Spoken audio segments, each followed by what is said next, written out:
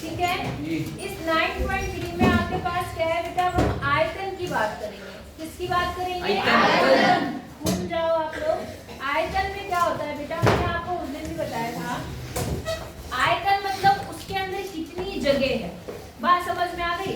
जैसे इस कमरे की बात की थी मैंने, ये स्टार्ट हो गया। जब इस कमरे की बात की थी, अगर हम क्षेत्रफल की बात करते हैं, किसकी बात करते हैं? क्षेत्रफल। क्षेत्रफल मतलब ये दीवारें, ये फर्श है ना, इनकी बात होगी।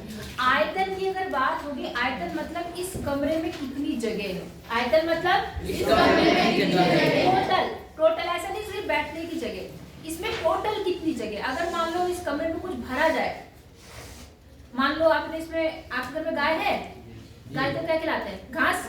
मान लो इसमें घास भर रहे हैं आप, तो जितनी घास इस पूरे कमरे में आएगी वो क्या है? इसका आयतन। क्या है? आयतन। नहीं आई बात समझ में?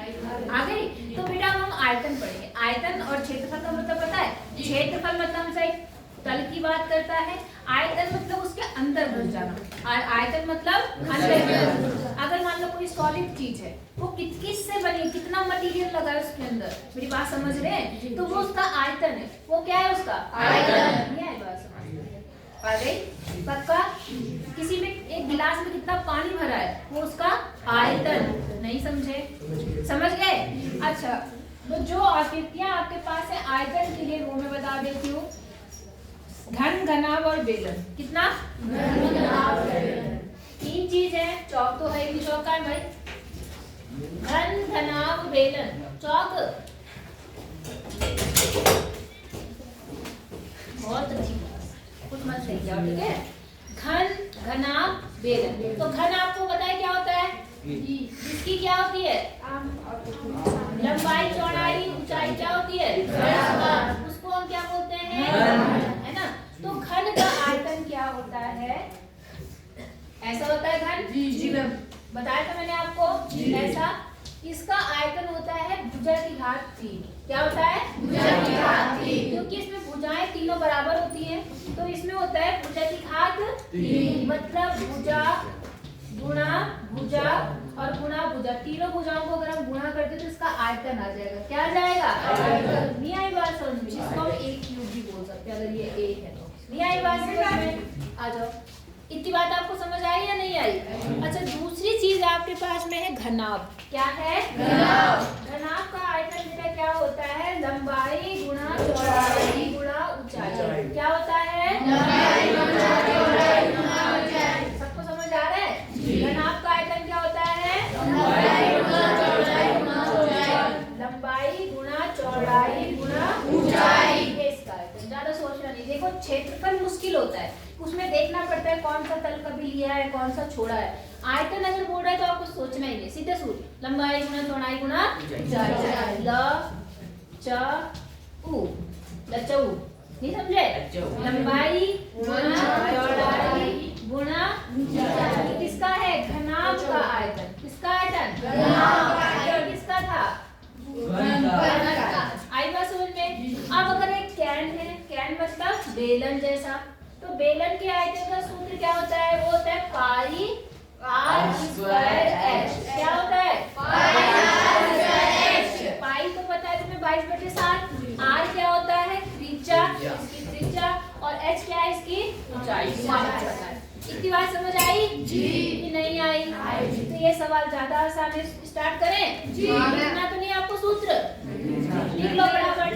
घन का आयतन बराबर a क्यूब, घनाभ का LBH, लंबाई गुणा चौड़ाई गुणा ऊंचाई, और बेलन का पाई आर स्क्वायर h। ये आएगा समझ में? लिख लिया? देखो, अरे तो बोल तो रही हूं मैं। देखो, घन का आयतन, घन का आयतन a क्यूब, घन का आयतन a क्यूब, घनाभ का आयतन LBH, क्या? घनाभ का आयतन LBH, और बेलन का पाई आर स्क्वायर h। क्या है? पाई आर स्क्वायर h। पहला क्या बोला मैंने? a क्यूब, दूसरा LBH, और तीसरा पाई आर स्क्वायर h। अब समझ आ गया? अब आते हैं हम किस पर? अपने एक्सरसाइज पर 9.3 पर। एक्सरसाइज 9.3 प्रश्न एक क्या बोल रहा है, स्टार्ट करें, लिख लिया? ठीक है, सुनो। प्रश्न एक बोल रहा है कि आपको एक बेलनाकार टैंक दिया हुआ है, बेलनाकार टैंक दिया हुआ है, ठीक है। इसमें क्या है, निम्नलिखित में से किस स्थिति में आप उसका पृष्ठीय क्षेत्रफल ज्ञात करेंगे और किस स्थिति में उसका आयतन? समझ गए? वो आपको ये देखना चाह रहा है आपको पृष्ठीय क्षेत्रफल और आयतन का अर्थ समझ आया या नहीं आया। मतलब जो ये लाइन दे रहा है आपको बताना है इसमें पृष्ठीय क्षेत्रफल पूछा गया है या आयतन। समझ गए? हाथ ऊपर खड़ा करेंगे, ठीक है। पहला प्रश्न, यह ज्ञात करने के लिए कि उस टैंक में कितना पानी आ सकता है, आयतन लिख लेंगे या पृष्ठीय क्षेत्रफल? हाथ ऊपर। तुम बताओ मेघा। आयतन। क्यों? क्योंकि उसमें भरने वाली चीज की बात करी है। वेरी गुड, ताली बजा दो इसके लिए। दूसरा सुनो, इसका प्लास्टर करने के लिए वांछित सीमेंट की बोरियां प्लास्टर करना है, तो इसमें आयतन पूछ रहा, बता रहा है, मतलब पूछ रहा है या क्या? क्षेत्रफल। बताओ हाथ ऊपर। प्लास्टर करना है। हाँ, प्लास्टर में क्या होता है? प्लास्टर समझ रहे हैं? जी। उस जो आपका टैंक है ना, टैंक जी, टैंक वो ऐसा गोलाई में बेलनाकार बना है, उस पर प्लास्टर करना है। तो क्या पूछ रहा है? और कोई तुम बताओ। वेरी गुड, क्या? हमारी तल की बात, ठीक है। अगला देखो, इसमें भरे जा सकने वाले छोटे टैंकों की संख्या। अगर छोटे छोटे टैंक डाल दिए उसके अंदर, है ना, तो कितने टैंक आएंगे उसके लिए क्या निकालना? आयतन या क्षेत्रफल? चलो सब बोलो आयतन। वेरी गुड, तो आपको पता चल गया ना आयतन क्या होता है, क्षेत्रफल क्या होता है? कोई ऐसे से नहीं पता चला? सबको पता चल गया? अगर उसके अंदर की बात की जाए, भरने की बात की जाए तो आयतन। अगर उसके तल की बात की जाए, सतह की बात की जाए, पॉलिश की बात की जाए, पेंट की बात की जाए, कितना क्षेत्रफल है? पृष्ठीय क्षेत्रफल। समझ गए सब लोग? अब आ जाए दूसरे सवाल पे। ठीक है, दूसरे सवाल में देखो क्या बोल रहा है आपके पास। बेलन ए का व्यास 7 सेंटीमीटर और ऊंचाई कितनी है? 14 सेंटीमीटर। एक और बेलन है बी, उसका व्यास 14 सेंटीमीटर, ऊंचाई कितनी? 7 सेंटीमीटर। और त्रिज्या को बदल दिया गया है ना। अब क्या है, परिकलन किए बिना क्या आप बता सकते हैं कि दोनों में किसका आयतन अधिक है? दोनों बेलनों का आयतन ज्ञात करते हुए इसका सत्यापन कीजिए, जांच कीजिए कि क्या अधिक आयतन वाले बेलन का पृष्ठीय क्षेत्रफल भी क्या है? अधिक। अब पहले अनुमान लगाओ। मैंने 2 बेलन बना दिए, ठीक है। एक बेलन बेटा मैंने ये बनाया, उसकी पहले वाली की क्या क्या है बताओ जरा मुझे। तो व्यास 7 सेंटीमीटर, व्यास 7 ये 7 सेंटीमीटर और ऊंचाई 14 सेंटीमीटर। यहाँ तक समझ आया? एक दूसरा बेलन दिया है, हाँ, इसका व्यास किसी को कोई दिक्कत है?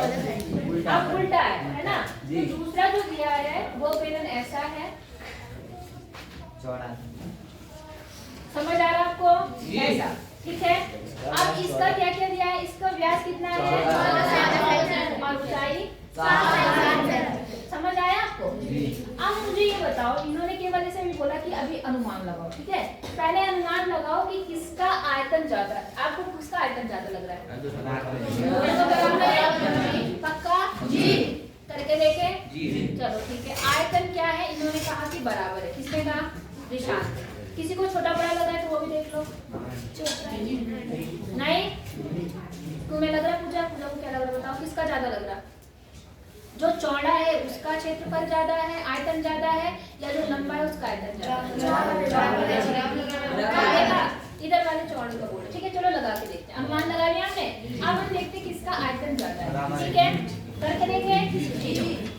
मान लो ये बेलन ए है और ये बेलन क्या है? बी। तो यहाँ देखो ए का आयतन, ए का आयतन आपको सूत्र बता रखा मैंने। क्या सूत्र है? पाई आर स्क्वायर। पाई मतलब 22 नहीं भैया, आर कितना है बेटा इसका? 7। व्यास यहाँ से यहाँ तक है, हमें त्रिज्या चाहिए होती है। कितनी है त्रिज्या? आधी। आधी किसकी आधी? 7 की। तो यहाँ 7/2 गुणा 7/2। त्रिज्या कितनी बार है? 2 बार। स्क्वायर है तो 7/2 गुणा 7/2 और गुणा h कितना है? 14। यहाँ तक समझ आया? ठीक है, काट लेते हैं। एक 7 से 7 कट गया जी, ठीक है। 2 से आपने इसको काटा, कितना आ गया? और देखो इस 2 से ये 7 कट गया, 4 14 कट गया, ठीक है। 7 7 49, 49 को कर दो 11 से गुणा, तो 9 3 5 कितना आया? 939 वर्ग, हाँ 539। और ये जो आयतन है ना हमेशा सेंटीमीटर क्यूब या घन सेंटीमीटर होता है। क्षेत्रफल किसमें होता है?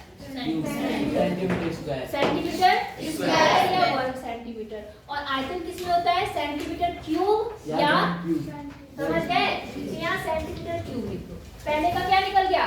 आयतन। अब हम b का आयतन निकालते हैं। b का आयतन, तो सूत्र तो वही है पाई r स्क्वायर h। तो पाई का मतलब 22। अब इसका r कितना होगा? 14 का आधा, मतलब कितना? 7। तो 7 गुणा 7 और इसका h कितना है? 7। समझ गए? 7 से 7 को क्या कर दिया? काट दिया। अब देखो 7 7 49, 49 को कितने से गुणा करा? 22। तो 9 दूनी 18 और 4 और 1 सॉरी 8 और 1 9, 98 आया। इधर भी 98 आ गया। यहाँ पर 8, यहाँ पर 8 8 16 1 17 और यहाँ पर कितना आया? 1078 सेंटीमीटर क्यूब। किसका आयतन ज्यादा आया? बी वाले का। किसका आया? बी वाले का। आप तो बोल रहे थे जी ए वाले का। नहीं आई बात समझ में? तो बी वाले का क्या हो गया? आंसर ज्यादा है, मतलब उसका आयतन क्या है? ज्यादा। तो पहला तो आपका हो गया। नहीं आया? देख लो, जो इन्होंने मोटा कर दिया उसका आयतन ज्यादा। नहीं आई समझ में बात? अच्छा, अब दूसरा इन्होंने बोला कि आपको ये भी बताना है कि किसका पृष्ठीय क्षेत्रफल ज्यादा है। समझ गए? तो पहले हम निकालते हैं ए का पृष्ठीय क्षेत्रफल। किसका? ए का पृष्ठीय क्षेत्रफल। तो पृष्ठीय क्षेत्रफल बेटा 2πr। ठीक है, कुल तो नहीं बोला इन्होंने, कुल बोला है? पृष्ठीय क्षेत्रफल है सिर्फ, केवल पृष्ठीय बोला है ना बेटा। तो पृष्ठीय में कुल ले लें। इन्होंने कुल नहीं बोला बेटा, तो हम पृष्ठीय लेते हैं, केवल पृष्ठ का चारों तरफ का लेते हैं। आई बात समझ में? तो हम पृष्ठीय क्षेत्रफल लेते हैं, क्योंकि ना ढक्कन टुक्कन की बात वैसे भी नहीं कह रही है ना। तो ठीक है, इसका बनेगा क्या? 2πrh। तो 2 तो ठीक है, पाई मतलब 22। इसका r कितना है? 7/2 और h कितना है? 14। समझ गए? 7 से 7 कट गया, 2 से 2 कट गया। 14 को गुणा कर दो 22 से। 14 दूनी 28 और 28 29 30। कितना आया? 308 सेंटीमीटर स्क्वायर, क्योंकि क्षेत्रफल की बात है। समझ गए? अब क्या करें? बी का निकाल लेते हैं। देखो बी का पृष्ठीय क्षेत्रफल फिर से 2πr। 2 ठीक है, पाई का मान 22/7। r कितना है? 7 और h कितना है? 7। समझ गए? इसको इससे काट दिया। तो देखो 7 दूनी 14, 7 दूनी 14 और 14 को ही हमने भी 22 से गुणा किया था ना। 14 को 22 से गुणा, 14 दूनी 28 और 28 29 30। 308 सेंटीमीटर स्क्वायर। आप बताओ किसका पृष्ठीय क्षेत्रफल ज्यादा है? बराबर। दोनों का पृष्ठीय क्षेत्रफल बराबर है। क्या बराबर है? पृष्ठीय क्षेत्रफल। तो आयतन बराबर कर देते हैं। नहीं आई बात समझ में? आ गई? अच्छा, और कुछ पूछा इन्होंने? बस, तो समझ आ गया आपको। तो किसका आयतन ज्यादा है? आयतन किसका ज्यादा है? बी वाले का। बी वाला। और पृष्ठीय क्षेत्रफल बराबर। दोनों बराबर चादर से बने, इसका मतलब दोनों में जो चादर प्रयोग हुई है वो कैसी है? बराबर। नहीं आई बात समझ में? अच्छा था क्वेश्चन जी? उतारना है जी? उतार लो, फिर आगे करते हैं जी। आशीष, एक ऐसे घनाभ की ऊंचाई निकालिए। घनाभ जानते हैं जी? कैसी आकृति? डबल आई। मुंह बना दो, डबल आई। ऐसी आकृति की लंबाई चौड़ाई ऊंचाई तीनों क्या होती है? 3D आकृति होती है। अगर आप पूछे कहेंगे आप ऐसी 3D मतलब 3D में मतलब वो होती है आकृति होती है जिसकी लंबाई चौड़ाई ऊंचाई क्या होती है अलग, जैसे आपका बक्सा है ना, बॉक्स, नहीं समझ आई? तो आपके पास में एक ऐसा घनाभ दिया है, नहीं आई बात समझ में? आई या नहीं आई? अब इसमें कुछ इसकी चीजें दी हैं और कुछ आपसे बोला निकालने के लिए, ठीक? इस घनाभ की क्या देने की, देखो ऊंचाई आपको ज्ञात करनी है, ऊंचाई आपको क्या करनी है? ये है ऊंचाई, ये आपको क्या करनी है? निकालनी। समझ आई बात आपको? और दिया क्या है आपको? इसके आधार का क्षेत्रफल, आधार का क्षेत्रफल मतलब, आधार मतलब नीचे का, आधार मतलब नीचे का, फर्श का, समझ गए? तो इसका आधार कौन सा है? ये वाला। इसका क्या दिया है आपको? क्षेत्रफल कितना दिया है? 180 सेंटीमीटर स्क्वायर। सवाल समझ रहे हैं? अगर आपने आधार नहीं सुना होता तो आप सारा क्षेत्रफल लेते, इसलिए एक एक पॉइंट को ध्यान से समझा करो। आधार का क्षेत्रफल दिया है और साथ में इसका आयतन भी दिया है। क्या दिया है? आयतन मतलब अंदर कितनी जगह वो दिया है आपके पास में। तो आयतन दिया है V फॉर वॉल्यूम, जिसको आप क्या बोलते हैं? कितना दिया है आयतन? 900 सेंटीमीटर स्क्वायर हो ही सकता। क्यूब आयतन किसमें होता है? मैंने बोला ना आयतन किसमें होता है? नहीं आई बात समझ में? अब जरा ध्यान दो, आपको जो चीज निकालनी है और जो चीज दी है, बहुत आसान सवाल है। आपको पता है इसको हम लंबाई बोलते हैं, इसको क्या बोलते हैं? लंबाई। इसको क्या बोलते हैं? चौड़ाई। और ये तो ऊंचाई है ही है। तो इसका क्षेत्रफल जो नीचे आधार है, इसका क्षेत्रफल का क्या सूत्र बनेगा? लंबाई गुणा चौड़ाई बनेगा। तो आपको दिया क्या है? लंबाई गुणा चौड़ाई बराबर कितना दिया है? 180 दिया है, नहीं दिया? और आयतन का सूत्र क्या होता है? जल्दी बताओ। L गुणा B गुणा H बताया मैंने। तो एक आयतन दिया है मतलब लंबाई गुणा चौड़ाई गुणा ऊंचाई आपको दिया है कितना? 900। समझे नहीं समझे? क्या दिया है ये समझ गए? अब जरा ध्यान से देखो, लंबाई गुणा चौड़ाई कितनी दी है? 180। और यहाँ लंबाई गुणा चौड़ाई का ऊंचाई है। अगर मैं इस लंबाई गुणा चौड़ाई की जगह 180 लिख दूं तो लिख सकती हूँ कि नहीं लिख सकती हूँ? लिख सकते हैं। तो देखो मैंने इसकी जगह पे कितना लिख दिया? 180 गुणा H बराबर 900। अब ये गुणा नहीं करा कि क्या होगा? भाग। तो H बराबर 900 बटे 180। 0 से 0 कट गया? 9 एकम 9, 9 दूनी 18 और 2 से काटा तो कितना आ गया? 5। तो H बराबर कितना आ गया? 5 सेंटीमीटर। आ गया आंसर? जी नहीं आया? आसान है जी, बहुत अच्छा सवाल है और इम्पोर्टेंट भी है और इजी भी है। नहीं है इजी? हो जाएगा जी। अगला देख लें, क्या करना है? चलो सर रोक दो फिर, और इतना करना फिर बाकी हल बताओ। समझ आ गया ना आपको?